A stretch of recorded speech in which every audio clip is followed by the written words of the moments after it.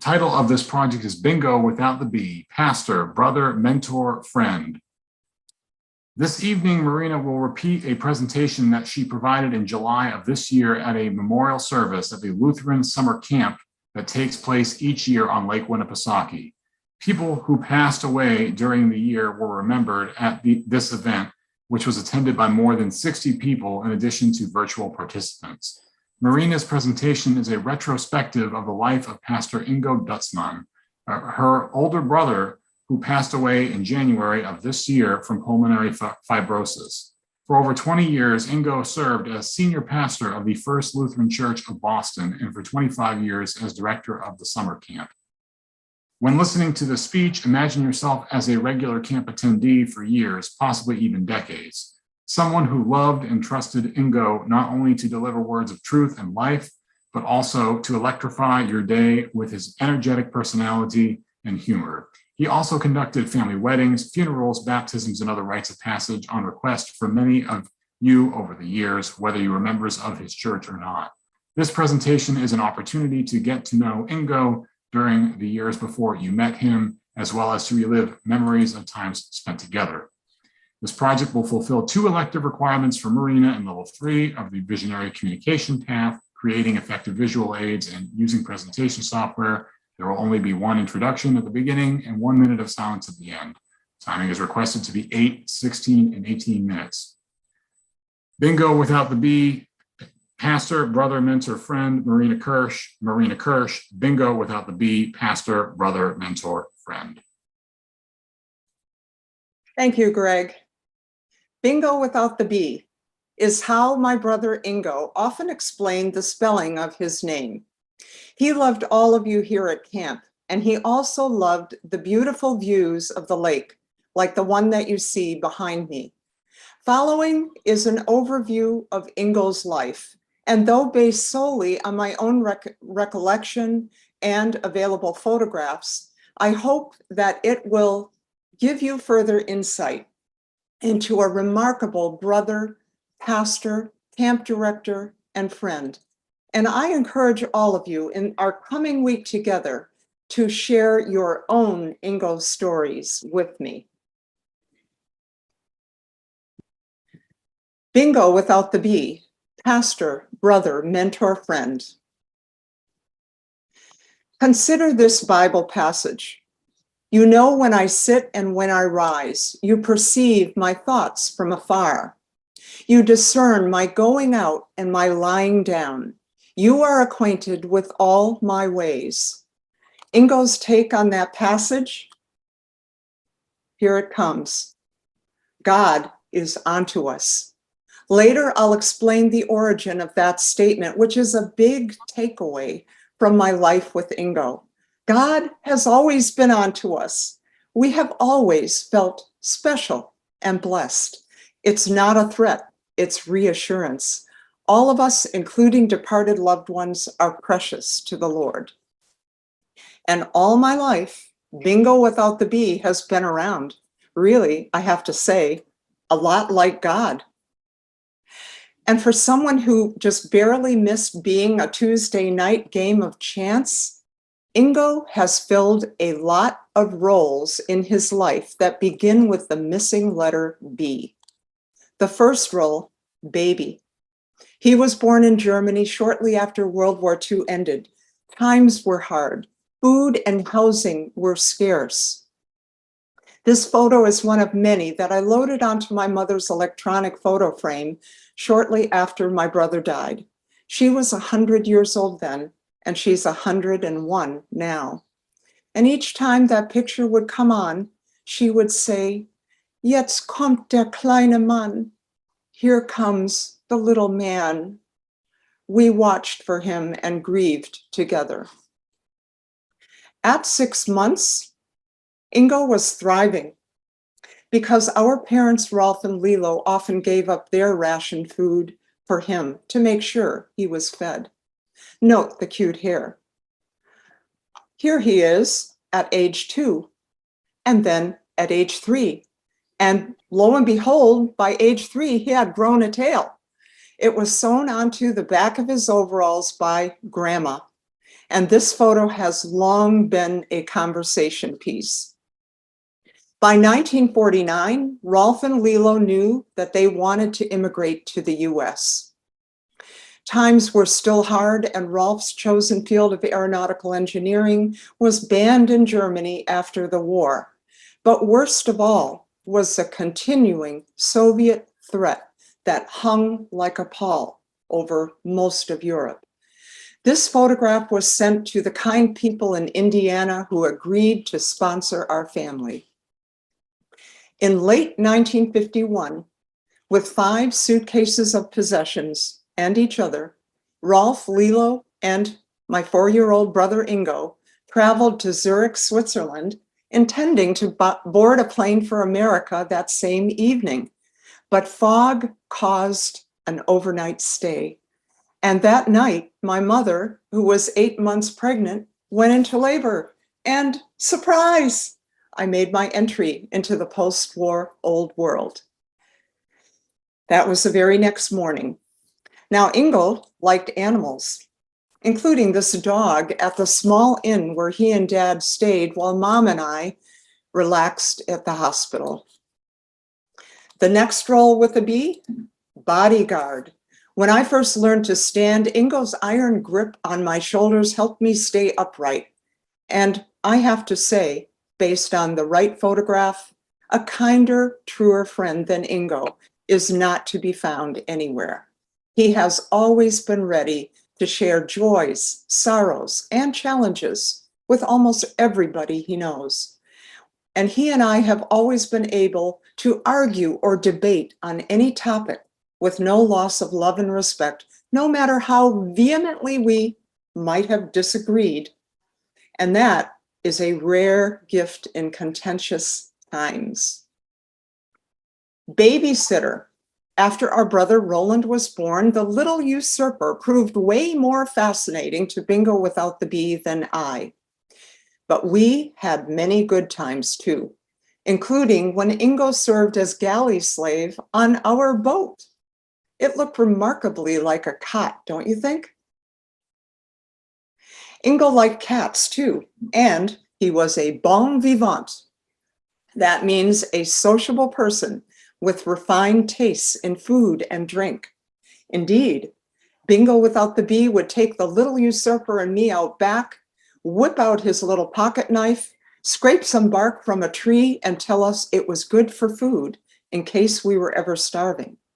I was, and it worked wonders for my basal metabolism.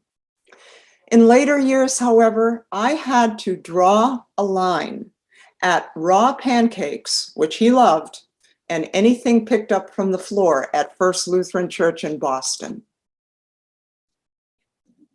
In 1958, we all became proud US citizens, except for Roland, of course, who was a dyed-in-the-wool, made-in-the-USA citizen.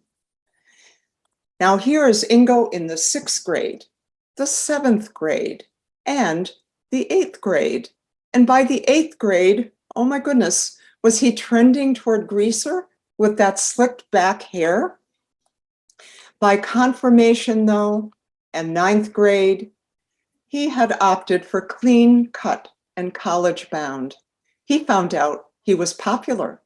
He started perfecting puns, wisecracks, and Donald Duck impersonations. He had us in stitches all the time, and that was right up to the end of his life. B is for brother. By this time, he was in junior high, and our parents still trusted him to babysit, with no clue what went on after they left the house. It was bedlam with a capital B, including heart attack-inducing games of hide and seek in the dark. B is definitely for Buddy, and I mean Buddy as in lifelong. He was a buddy to a lot of people, including Kayla, the young woman in these photos who offered a touching tribute to Ingo on Facebook after he died. At age 3, she was hit by a bus in Taunton while Ingo served as pastor in town. She almost died, but she received a visit from Jesus, who sent her back to life with her family. Ingo and the congregation helped the family. They all became baptized Christians, and Ingo has been a dear friend and mentor to all of them ever since. In fact, at the time that he died, there were still plans for him to baptize Kayla's 2 young children. Now back to Ingo in the 11th grade and senior year. How did he manage to look like that?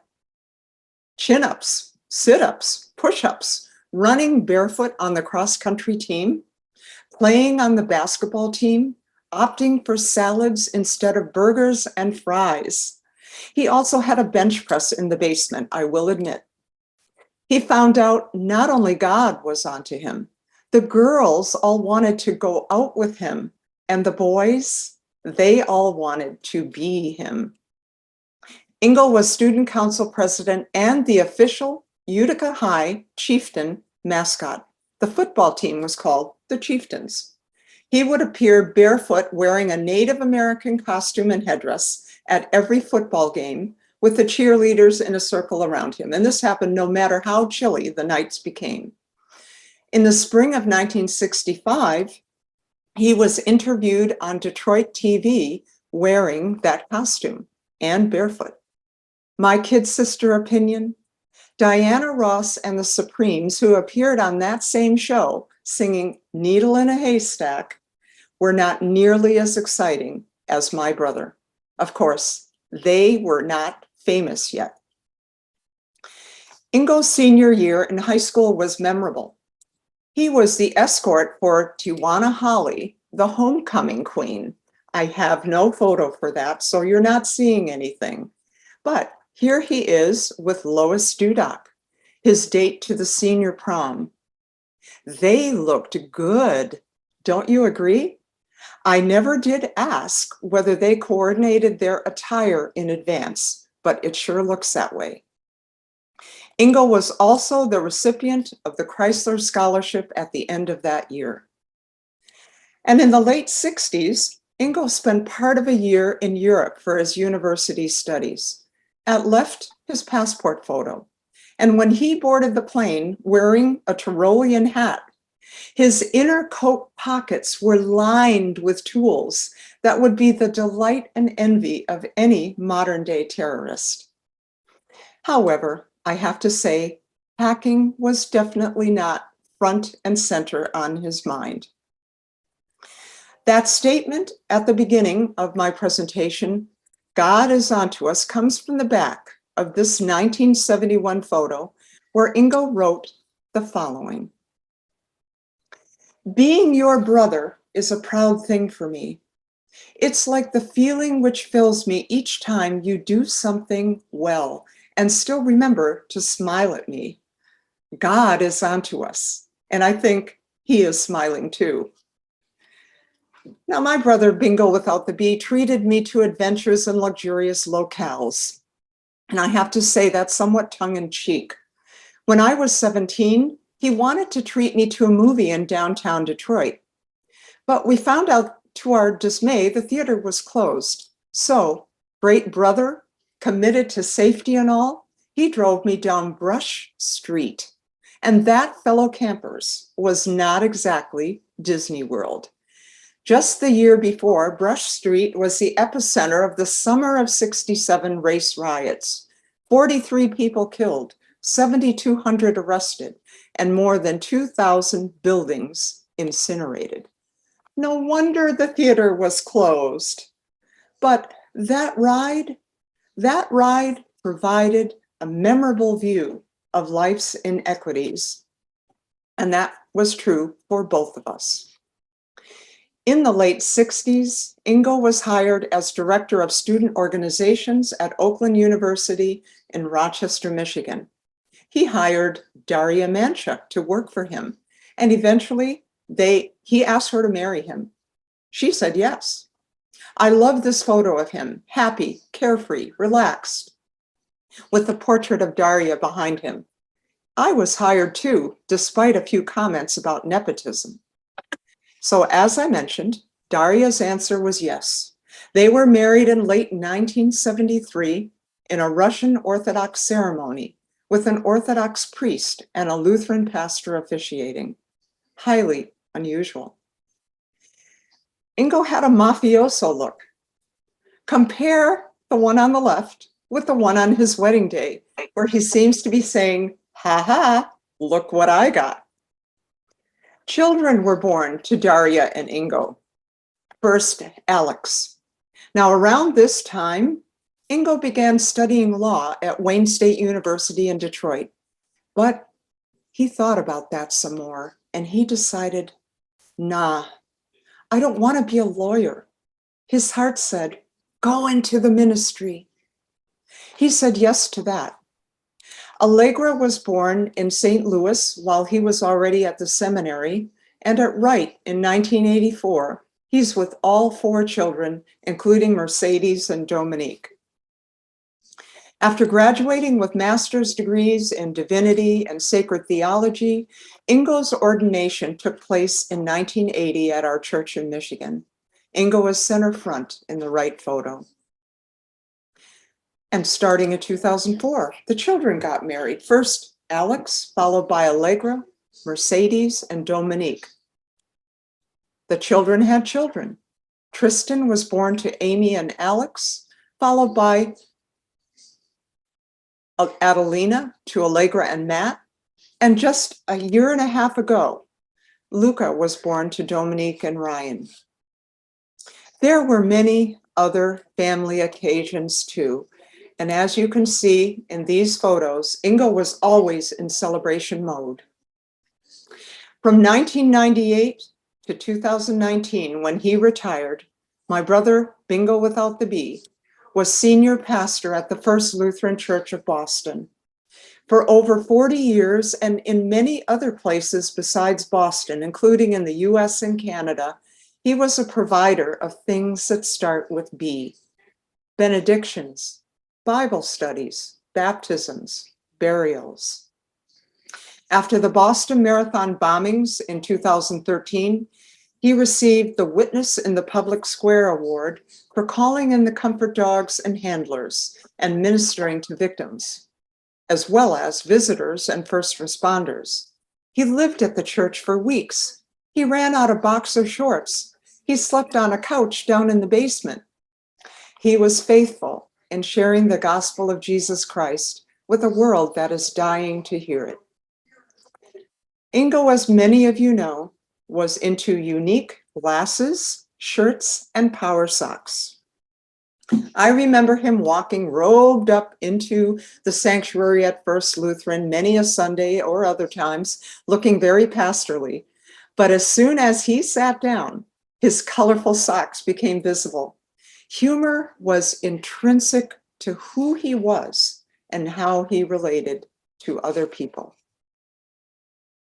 From a young age, Bingo without the B was a blazing bibliophile.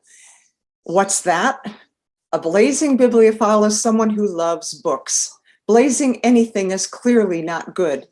In 2014, his house and a collection of over 3,000 books went up in a blaze. Thankfully, the family survived. As the house burned, he was overheard ruminating, well, now I won't have to get rid of books when we downsize. And that was stated while wearing the only clothes he still owned: plaid pajamas, a leather jacket that he retrieved out of his scorched car, and a pair of socks that were soggy from walking around in snow without shoes.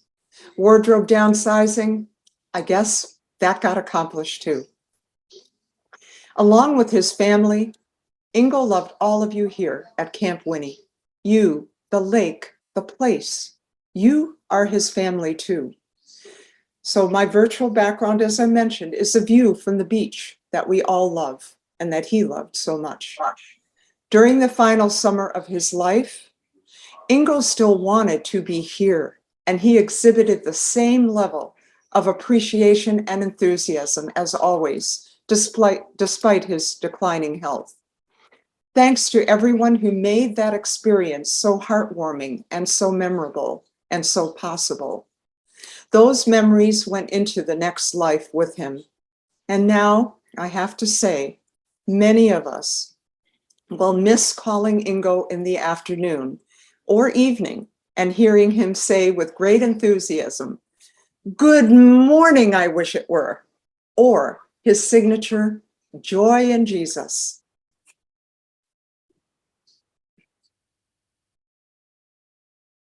This photo is from Ingo's 75th birthday on January 11th of this year. He was still smiling. 5 days later, I had to tell our mother that Ingo's time on earth was over. Grief comes and goes, but she and I know 3 things. The Lord is good. He is true to his promises. And God is onto Ingo. No oxygen concentrator needed anymore, and no tail either. May this verse from Psalm 121 be our comfort. The Lord shall preserve your going out and your coming in from this time forth and even forevermore. God is onto Ingo. God is onto your loved ones. God is onto you. Joy in Jesus. Peter's speech tonight is, how did I get here? What am I doing? Peter is a cybersecurity consultant from Hampton, New Hampshire. How he came to be a cybersecurity consultant and how he got there is the topic of his icebreaker. And how do I get here and what am I doing by Peter Thornton. Take it away. Thank you. Good evening, fellow Toastmasters and guest. Someone once told me, a ship in the harbor is safe, but that's not what ships are built for. But sometimes, even when you're safe in the harbor, a tsunami can come along and wipe out the whole harbor. That's what happened to me in 2009. I worked for 15 years as an information technology engineer for a large transportation company, and everything was going great. We had just acquired our largest competitor. At one time, the stock price of the company was up to about $1,800 per share. When the 2009 housing market crashed, in the space of a week, the stock price went down to $2 per share. Ouch. So you can imagine what happened to my career path. I was unemployed. And not only was I unemployed, but the job market was flooded with people just like me. My skills were good, but not good enough to rise above all the other people who were also in the same boat as me, looking for a new job. So I had to take a novel approach to revitalizing my career. I used my downtime while job hunting to study and try to improve my skill set. I had tests that I was taking that evaluated my skills in different areas of technology. The ones that I scored highest on had to do with security. So that became interesting to me. I decided to focus on security. Now, in 2009, some other things happened that influenced my career for the better. In 2009, in response to cyber attacks from other nation states and ransomware groups, politically motivated hacktivists, the government passed new legislations and requirements requiring government agencies and companies to improve their cybersecurity posture. Among other things, the HIPAA High-Tech Act was passed that required companies involved in healthcare to improve privacy and security for health information. The Transportation Security Agency had stronger requirements. So there was a large demand all of a sudden for people in the cybersecurity industry. Now, technical certification was required. So I started studying for a certification called CISSP, Certified Information Systems Security Professional. It's a very difficult test. Only 20% of people pass it. I got lucky and passed it on the first try and got my first dedicated cybersecurity job working as a contractor for the Defense Department. They put me in charge of managing the security firewalls for internet access for the United States military. All of them, the entire military. That was a big job. It was so complex. The problems I had to work on just made my head swim. Somehow after my first year, I got a good performance review. I don't really know how. I used to lay awake in bed at night going, okay, tomorrow's the day I'm going to get fired. Tomorrow's the day I'm going to get fired. But I didn't. I did pretty well. And then I moved on to work for several other government agencies. I worked at the FBI and some others. Now I'm a cybersecurity consultant in New Hampshire. And what that means is that nobody knows what I do for a living. I help companies evaluate their cybersecurity strength against requirements that they have for their industry. I work with cybersecurity for the credit card industry and healthcare organizations so that they know that their information is kept confidential, it has integrity, and it's available to the people who need it. My favorite thing about working in the industry is that it's very collaborative. I get to talk to people all over the world. I'm always learning something new. Every engagement is like starting a brand new job. And mostly it means never getting comfortable. And my ship is always out at sea where it belongs. Thank you. Marina Kirsch has served in Toastmasters club or district officer roles for 8 of her 10 years with the organization. Her speech tonight is a wrap-up of her experience in leadership positions with a focus on the past year. 2 officers completed a Toastmaster 360-degree evaluation, which is required for this project, so Marina could gain and share insights into her leadership style.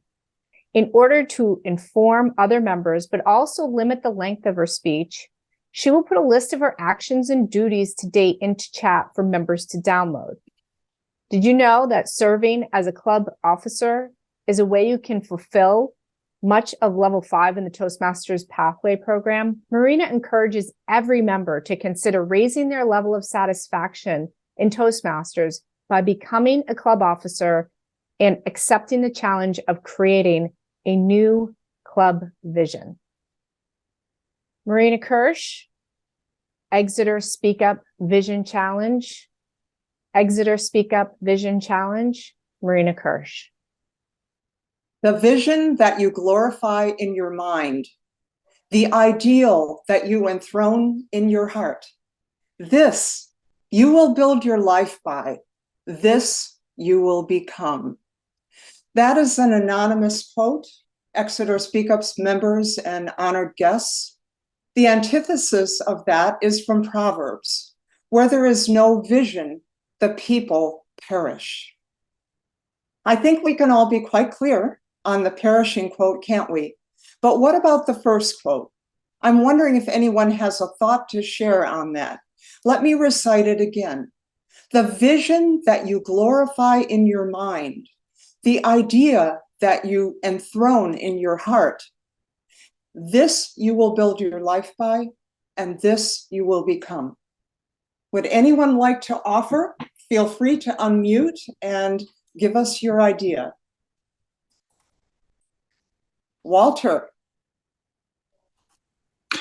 I think of your self-image, of which everything you make around your life based on that self-image. So the higher the self-image you have of yourself, the better your life's going to be. Thank you very much, Walter. And I would ask for each one of you to offer something, except that will make my speech very long indeed. Results, I have to say, usually follow vision and not the other way around. Cultivating a positive, almost heady expectation of growth and vitality might be the most essential aspect of vision for our Toastmasters clubs. We need to be able to see, feel, hear, even smell the success. I don't know, smell? Maybe cookies baking at Hannaford?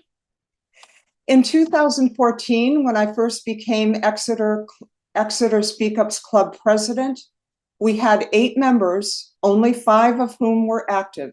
Not so good, right? We're actually better off now. 6 out of 9 are active.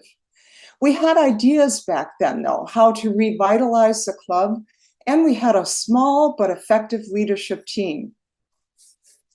2 years later, when I left the club president role to become area director, we had 32 members, and we had to set up chairs at the back of the room for every meeting.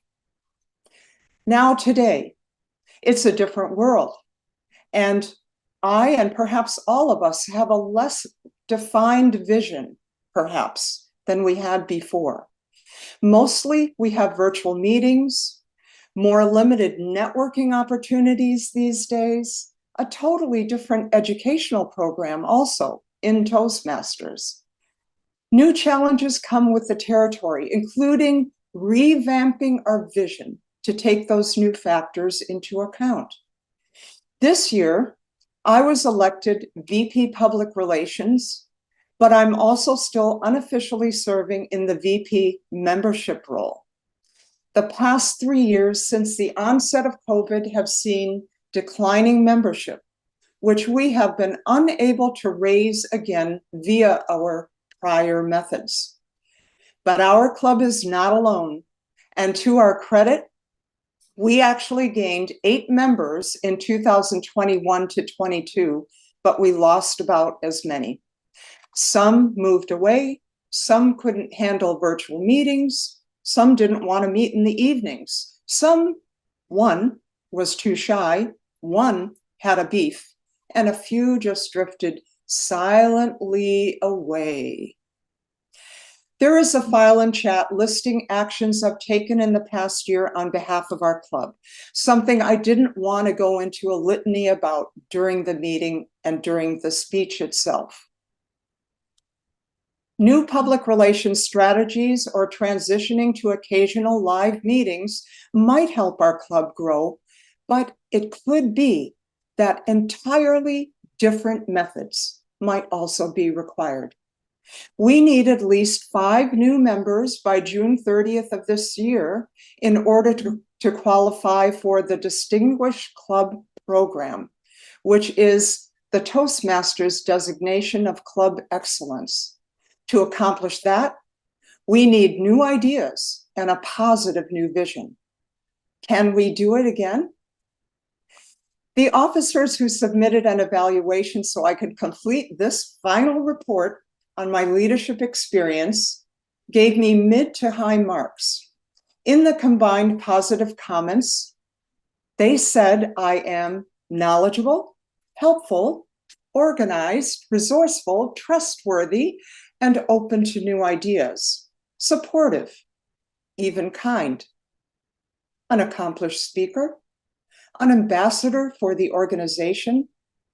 I set clear priorities, I lead by example, pay attention to detail, and follow through. I say what I mean. I acknowledge the accomplishments of others, or at least I try. One indicated wanting to give me a 10 for supporting the organization, except the scale only went up to 5. Bless you, my children. But now, the dark side. Here it comes. They said I could consider slowing down a little bit. It seems as though I expect others to operate at a similarly fast pace. I could listen more interrupt and monopolize less. Give others a chance to do things their way. Delegate now and then, and avoid getting bogged down in details. I might even be heading for burnout, according to one of them. Time will tell. Yes, I admit I tend to operate at warp speed, probably the basis of some of the constructive feedback. Interrupting or interjecting as soon as there is a pause, my way of cutting to the chase to save time is not advisable, and I know it. Not necessarily productive. Makes me seem opinionated, overbearing, a know-it-all. Might even cause us to miss somebody else's good ideas. I often communicate too much, too long, too hard, too fast in order to get assistance that I think I need in order to meet those perceived deadlines. Speed kills. It's also ecologically unsustainable. I will consider the suggestion to slow down, relax, chill. It might help me to work on my dark side. What do you think? Well, never mind. Tell me later. President Franklin D. Roosevelt once said, "It's a terrible thing to look over your shoulder when you're trying to lead and see that there's no one there." But here's the good news. In Exeter Speak-Ups, we've always had a capable team willing to make leading with vision a part of their personal goals. Greg, I'm going to address you first of all. You have confidently led our club as president for the past year and a half, and before that as VP Education. You're smart, you have sound ideas, and when you and I disagree, I almost always have to concede. Holly, our current VP Education and prior club president, not only are you an incredibly confident and charismatic presenter, you also smoothly transitioned us to virtual meetings when COVID hit. And you continue to host our meetings with your personal Zoom account. Stephanie, our club secretary, and a very capable one, I might add. You record impeccable minutes with clear action items so we know at a glance what's next. You have proven also your dedication to the club and to advancing in pathways. Paul, our treasurer for 1.5 years. You were already familiar with Square.com, and what a relief that was. You confidently took over collecting dues. And to boot, you supply some of our best impromptu humor, such as at the Yankee Swap. Remember, everyone? We'd like to see you give more speeches, Paul, because like any wolf pack, we live to howl. It's truly a privilege to serve on the Exeter Speak-Ups leadership team with all of you, but it will take officers and members alike to establish a new vision of what we can become in 2023. Happy New Year, everyone. Let's meet the vision challenge. Cheers.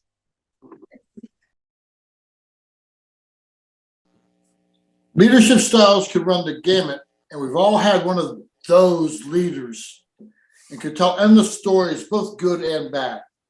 Tonight, you'll learn more about Stephanie's leadership style and a few personal experiences where she sees opportunity for growth in the future.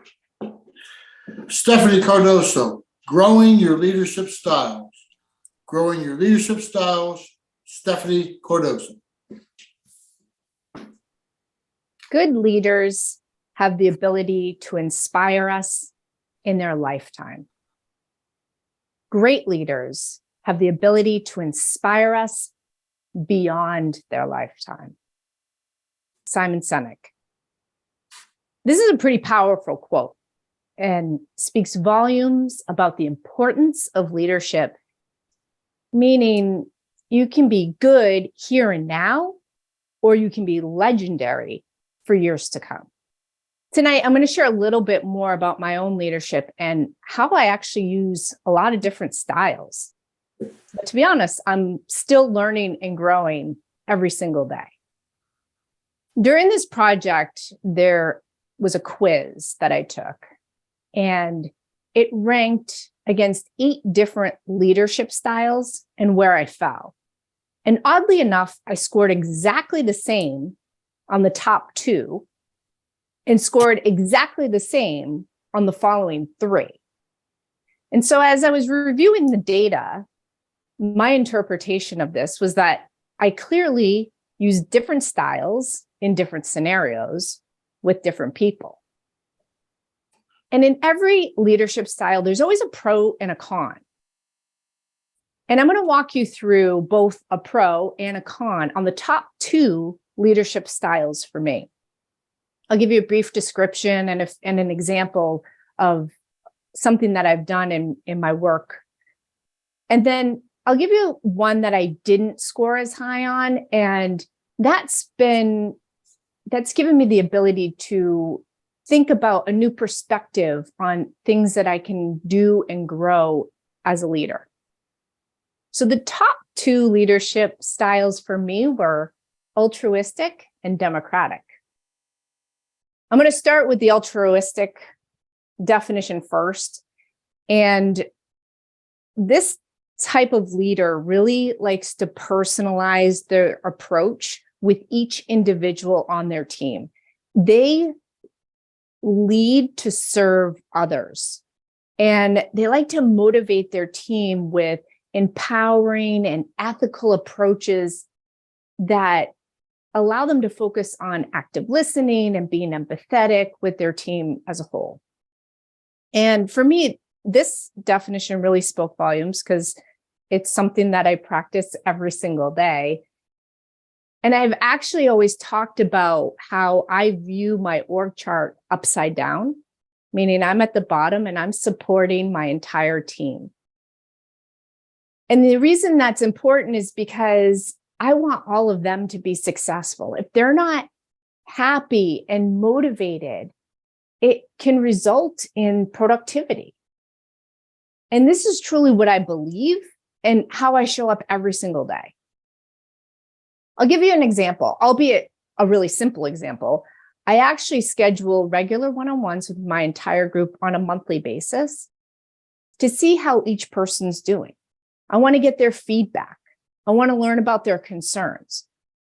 Plus, it gives me the opportunity to learn about my team on a personal level and to understand what motivates them. And that type of information will help me make decisions in the future with my team. I'm going to shift gears over to the democratic leadership style, which won't come as a surprise, but they want a consensus.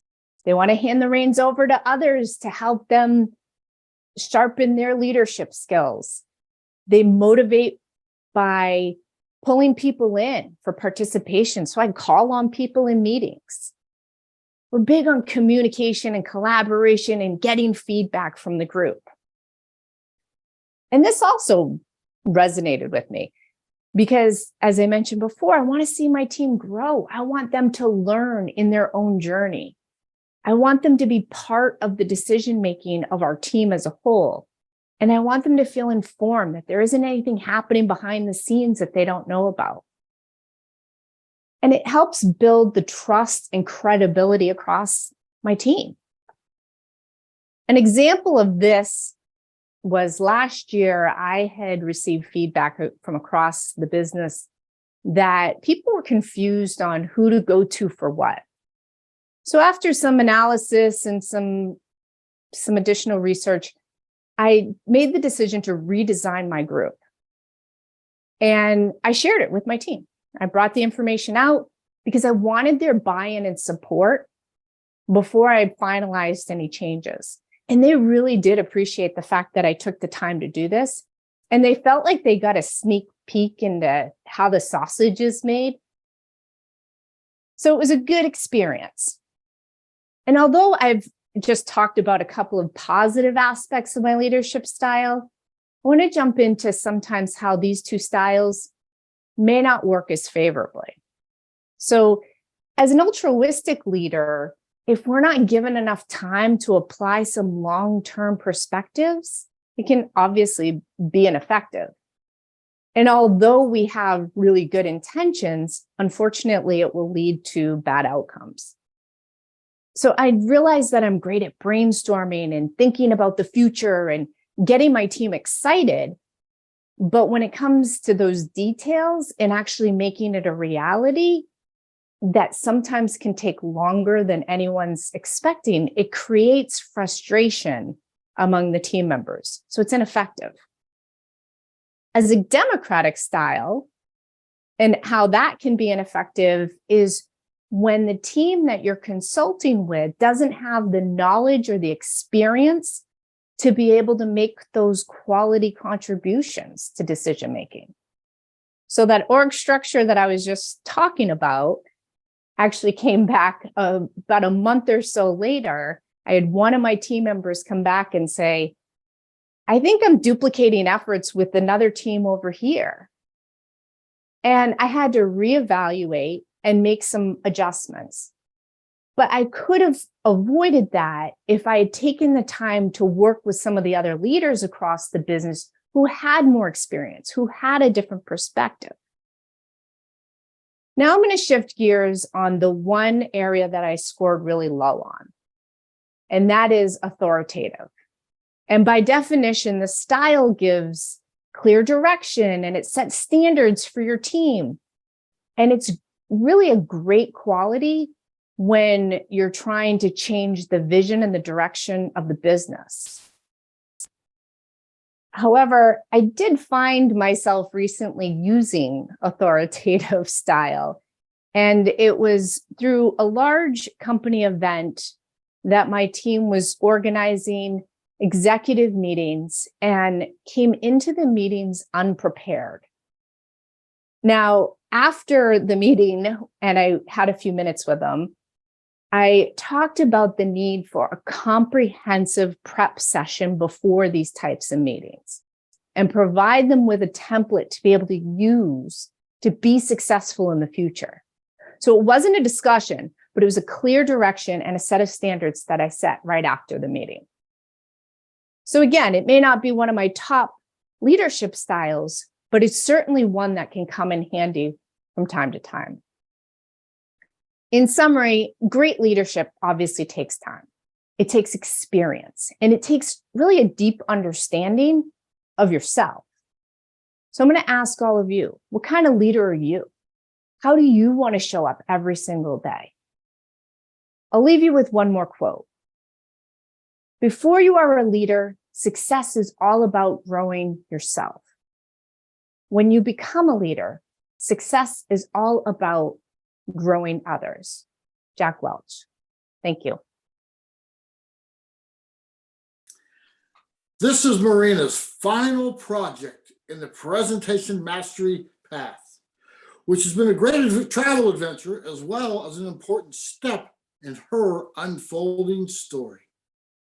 She regards the future with anticipation of what is still to come, both in and outside of Toastmasters, including finishing her path that she's also taking in visionary communication in order to earn a second Distinguished Toastmaster Award when she's completed the two paths.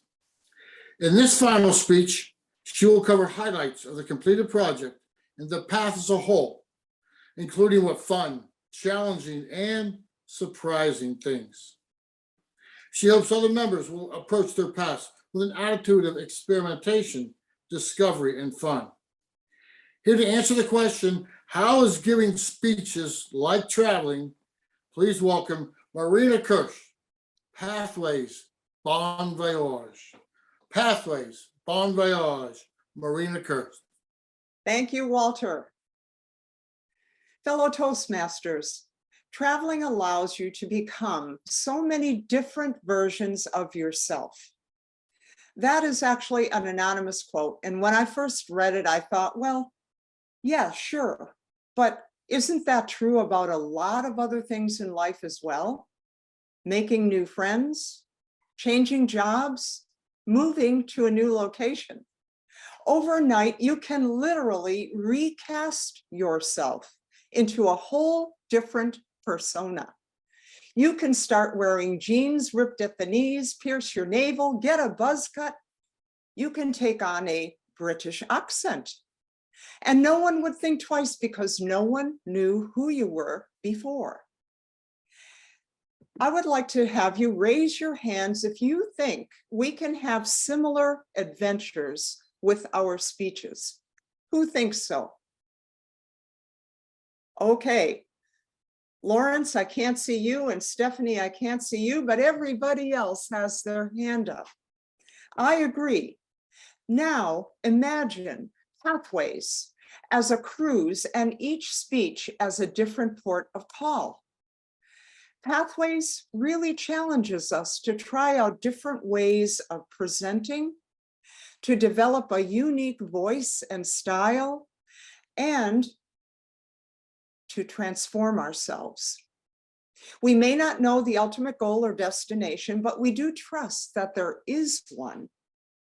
Will we become a spokesperson for a cause, possibly chair a board, write a book and give presentations, appear on a TEDx stage? Whenever destiny calls, one thing we know, I think you'll all agree that Toastmasters helps us be packed and ready for whatever excitement is to come. And whatever that destiny is, it can serve our Toastmasters goals too. Now, here are some ideas to make each Pathways project serve more than one additional goal. And that is like visiting 2 countries at once. First, try making the topic fulfill a need of your club members. Try a style of speaking that you know you're not good at. Help with a club or district event for 1 or more projects, such as an open house, a speech contest, a training. Make the speech about something that you aspire to, something that inspires you, because as we all know, whatever we focus on grows. Invite friends to attend when you'll be speaking on a topic that you know is of interest to them, or just so they can support you. This can help our club too. Use PowerPoint to enhance your presentations whenever it's appropriate. Leverage a presentation given outside of Toastmasters to fulfill 1 or more Toastmasters projects. You can serve as a club officer to fulfill a major Pathways elective, and thereby you are also helping your club. And finally, provide a takeaway in the form of a support document in chat when appropriate. For openers, after I finish this speech, I'm going to put a Pathways project idea list in chat, which is the list of ideas that I just told you. So now, examples from my own cruise through the presentation mastery path. Just before I finished the legacy program and received my DTM in 2020, I gave my first Pathways icebreaker speech. It was on an almost universally dire, dreadful, and distressing topic, one that was requested by other club members: how to rehearse, memorize, and internalize speeches. I started with a quote from Roscoe Drummond, a journalist. He said, "The mind is a wonderful thing.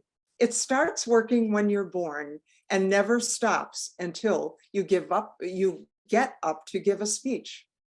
But I personalized the speech then with advice that was given to me by my own grandmother when I was in grade school.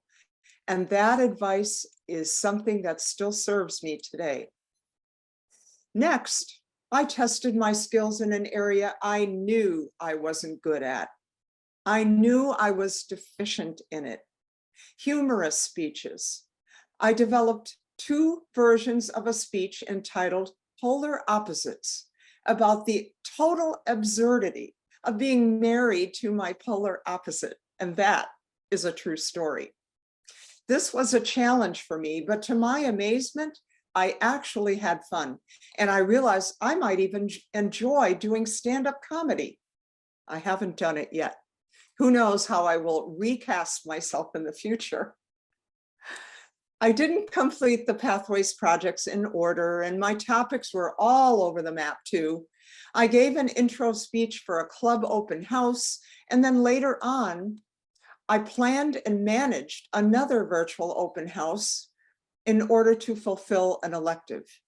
Yes, fellow Toastmasters, you can fulfill Pathways requirements by taking on projects to help your club. 2 speeches were required for that. An initial speech just to list the deadlines and the steps to be taken, and then a recap after the event. We gained 2 new members from that event and a handful of prospects, but nevertheless, I knew my last speech was going to be totally boring, so I built a little bit of humor into it with cards that displayed self-deprecating comments like, "She's emotionally unstable. They don't like her. She failed to delegate." A number of my speeches were on spiritual topics, and that is something I'd like to focus on increasingly in the future. When I reviewed those, I was struck by this part of a speech entitled, "The Only Path There Is." Do you feel you will be here forever? Unfortunately, the odds are not good. One day, you won't make coffee and you won't brush your teeth. This life will end. And you will find out that there is something over there, but it might be dependent on what you did about the over there when you were over here. This alone should provide motivation to explore the over there and what you don't know about the over there while you were over here, except that unfortunately, negative incentives don't work well in human psychology. I proceeded to list positive incentives for working through spiritual roadblocks and also provided a brief suggested reading list in chat.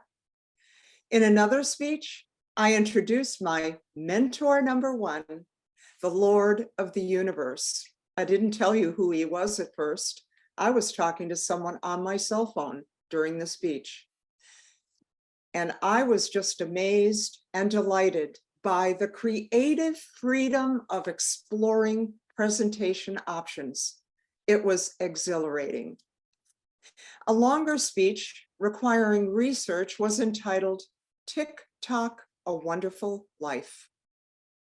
I added to that, "if you are allowed to live it." And then I made a case for not taking the lives of the unborn. Later in that speech, I introduced my biological daughter who was given up at birth, and also a granddaughter. Both of them were present in our virtual meeting. In addition, I showed slides in PowerPoint of 2 great-grandchildren. My older brother Ingo and a few of my very, very dearest friends were also present in that meeting. Yes, my fellow Toastmasters, you can invite key stakeholders to attend our meetings, to witness your speeches, or just to be there to support you and applaud you when you're done. In 2020, when I gave a roast about my brother Ingo, he was also present. And I'm sure that he was present in spirit last year when I gave 2 memorial presentations about his life. One was at a summer camp, and the other was here in a virtual club meeting where I received an evaluation and credit in Pathways. Now, since 2016, I have led tours as a docent at El Nova Art Park in Kensington. In 2021, I teamed up with former D45 Director Jonathan Bohm to give a 2-hour PowerPoint presentation to other docents. In that presentation, I shared practical info, personal insights into the artwork, and how to engage the audience with storytelling. And that counted for 2 electives in Pathways Level 3. In 2022, when I gave a virtual New Hampshire humanities presentation for Albacore Park in Portsmouth, New Hampshire, it was based on my book, Flight of Remembrance. I invited a club member to attend and give me an evaluation. Now, show of hands, everyone, how many of you know that you can receive credit, Pathways, Toastmasters credit, for presentations that you give outside of our club and outside of Toastmasters? Who knows? Okay, it looks like everybody knows, except possibly our guests. But this is to let you know that that is something you can do. You can leverage everything you do outside of our club and make it count for you. An engaging project in Level 4 was managing a difficult audience. I gave a speech on a spiritual topic entitled Trusting the Unseen. The project necessitated role-playing by 4 members who were instructed to interrupt my speech. That was to test my ability to stay on track and keep my cool. I had no idea who those 4 members were, when they would interrupt, or what they would say. The disruptors also did not know the content of my speech, and therefore they also had to improvise. It turned out that this resulted in great camaraderie, a lot of laughter. It was one of my very favorite projects. The last project in Level 5 was Leading in Your Volunteer Organization, an elective that I chose, where I talked last month about the vision, privilege, and challenges of serving as both VP Public Relations and VP membership for the past year. We have a new vision, we have a new need for a new vision going forward. We have to recast the direction of our club and what we expect of it. Through evaluations given by other members as part of the project, I was able to explore my positive contributions, but also my dark side. It was a real voyage of discovery. And yes, fellow Toastmasters, you can fulfill your desire for travel and serve as a club officer. And that helps your club in a major way, and it fills a major elective in the Pathways program. I ended that speech with praise for my fellow club officers. Finally, in closing, it's been pleasant sailing so far, and my suggestion to all of you is become different versions of yourself. Customize your Pathways experience. Customize the cruise. Leverage all possible options to make the most of the adventure. Find ways to engage the fun, the frolic, and the fabulous freedom of giving speeches. Bon voyage.